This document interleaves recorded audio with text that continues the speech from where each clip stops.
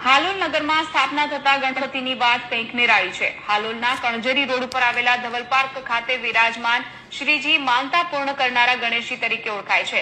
ધવલ પાર્કના યુવકો દ્વારા છેલ્લા કેટલાય વર્ષોથી ગણેશજીની સ્થાપના કરવામાં આવે છે।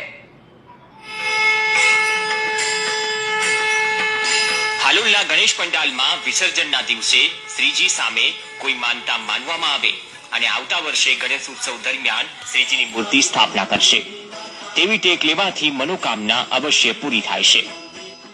મનોકામના પૂર્ણ થતા માનતા રાખનાર ભક્તો પોતાની મૂર્તિ લાવી ધવલ પાર્કના ગણેશ પંડાલમાં મૂકી પૂજા અર્ચના કરતા હોય છે।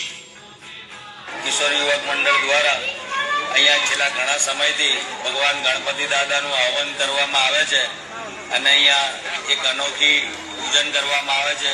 ઘણા ભક્તો પોતાના ઘરે પણ ગણપતિ દાદાને લાવી અને વિશેષ તરીકે પૂજા કરે છે। માતાઓ અહીંયાથી દાદાની માનતા રાખીને જાય છે, એ માનતા એમની પરિપૂર્ણ થાય છે। અહીં ગણેશજીની એક અનોખી રીતે પૂજા કરાય છે। જે માતાને સંતાન પ્રાપ્ત ન થતું હોય તેમના ઘરે સંતાન પ્રાપ્તિ થાય છે। અહીં ઘણા બધા વર્ષોથી આ રીતે ગણપતિ દાદાનું પૂજન થાય છે।